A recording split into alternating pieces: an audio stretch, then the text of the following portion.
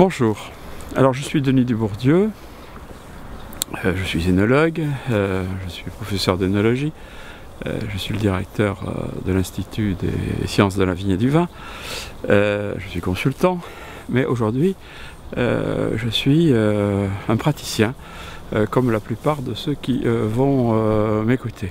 Nous sommes là pour parler et agir contre le dépérissement et en particulier l'ESCA. Nous savons tous que l'ESCA est une vieille maladie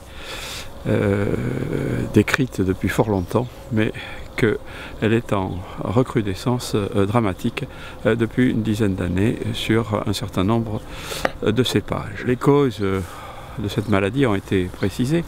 Évidemment, c'est une cohorte de champignons qui intervient dans la dégradation du bois. C'est aussi une maladie de terrain, dans la mesure où elle est aggravée par un certain nombre de pratiques, certainement en particulier la taille. Donc nous allons aujourd'hui faire quelques considérations sur la taille. Elle peut être aussi, dans une certaine mesure, guérie, cette maladie, entre guillemets, ou au moins les cèpes atteints peuvent présenter une rémission après une opération chirurgicale d'élimination de la partie cariée. Donc nous nous occuperons aujourd'hui de taille et de chirurgie réparatrice. Alors, il n'y a presque à peu près rien de neuf. Je ne saurais que conseiller à tout le monde la lecture de ce vieil ouvrage qui a été écrit par René Lafont en 1921, qui s'intitule L'apoplexie, traitement préventif, méthode de Taille-Poussard, et traitement curatif. Ce petit livre est absolument lumineux et tout le monde devrait le lire. De quoi s'agit-il? Bien, il s'agit dans la taille Poussard. Poussard était un vigneron charentais qui était certainement un génial observateur et expérimentateur.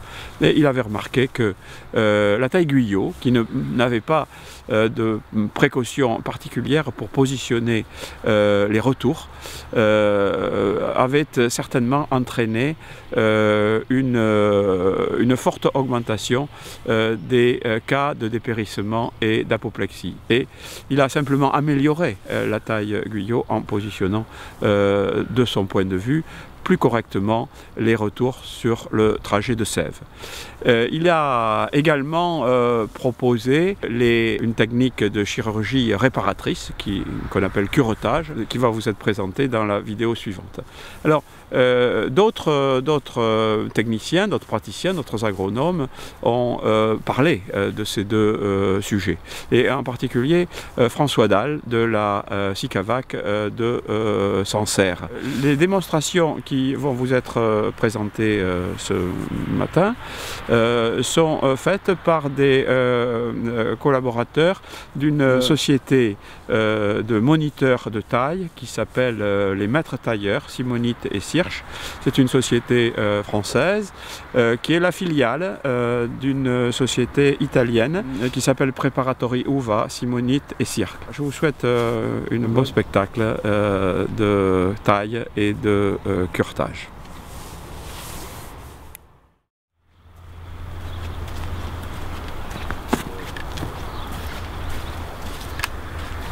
Bonjour, je suis Ricardo, maître tailleur de vigne. On est ici ensemble pour voir le travail de curetage. On se trouve face à un pied marqué cet été parce qu'il présentait les symptômes d'ESCA. L'objectif du curettage, c'est d'éliminer la partie spongieuse du bois qu'on appelle amadou, attaquée par les champignons. Comme on peut voir dans cette section des pieds de vigne. Les portes d'entrée du champignon sont localisées sur les grosses plaies de taille, comme ici et ici. Il faudra donc creuser à l'intérieur de notre pied pour éliminer tout l'amadou, en faisant attention à ne pas couper le parcours de la sève.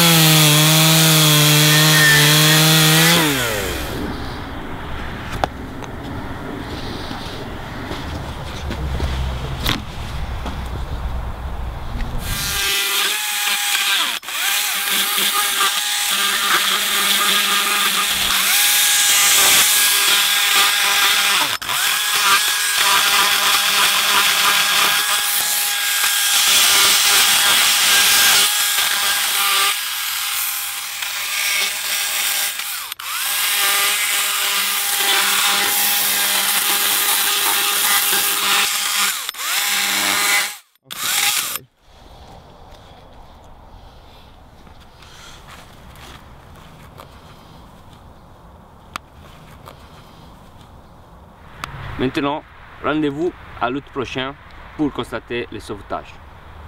Ce pied a été opéré en août 2013. Il a donné une récolte normale, sans expression des symptômes d'ESCA en 2014. Et là, nous nous apprêtons à faire une taille normale. Dans l'état actuel de notre expérience, avec 3 ans de recul, on peut dire que dans la région bordelaise, à peu près 80% des cèpes opérés n'expriment pas de symptômes l'année suivante.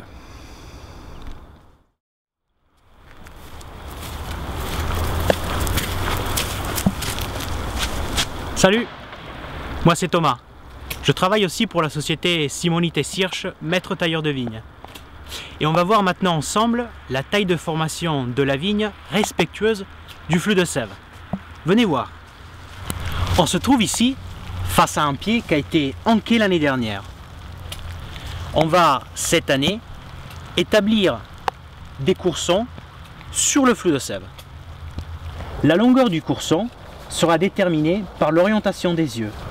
Il faut donc garder un œil dessous qui va nous garantir le courson de l'année prochaine, plus un œil dessus pour la baguette de l'année prochaine. On va faire la même chose de l'autre côté.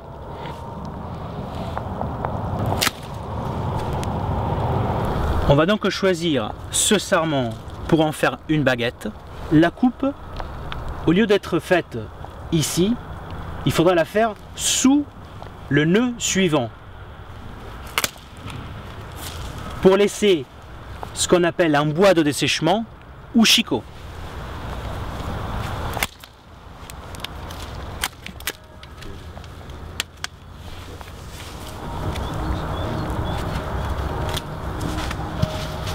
On est ici face à un pied où on a déjà établi des sorties sur le flux de sève.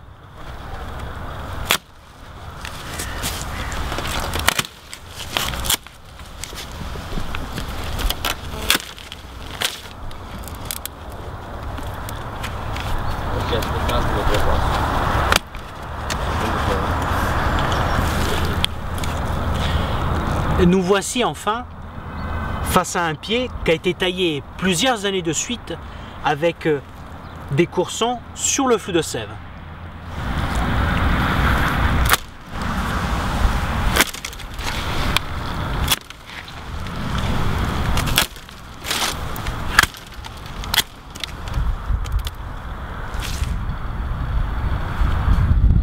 Si on analyse la coupe transversale d'un pied similaire avec les plaies de taille orientées du même côté, ce qu'on trouvera à l'intérieur, ce sera un flux de sève respecté des racines jusqu'à la baguette.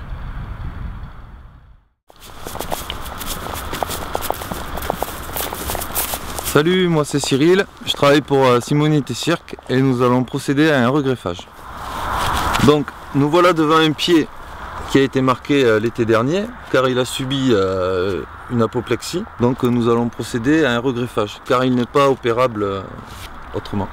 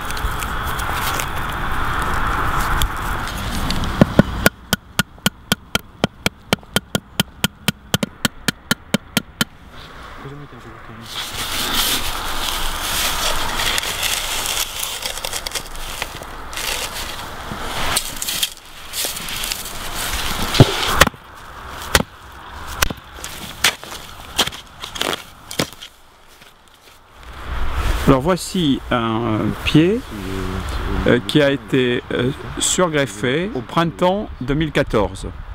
Alors le taux de réussite du surgreffage est de l'ordre de 90%. Le pied de vigne ainsi reconstitué pourra être enqué dès la deuxième année. On aura ainsi retrouvé un pied productif d'une vigne qui a l'âge de ses racines, c'est-à-dire d'une vigne adulte.